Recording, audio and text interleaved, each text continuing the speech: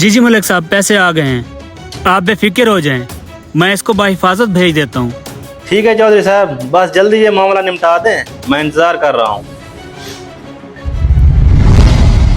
ऊर्जा बख्तू, हो गया काम। ओह यस, 2 लाख की दिहाड़ी लग गई। कैसे चुना लगाया फिर?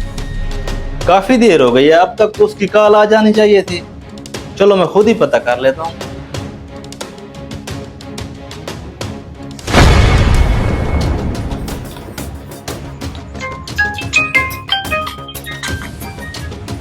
हेलो जी चाचू।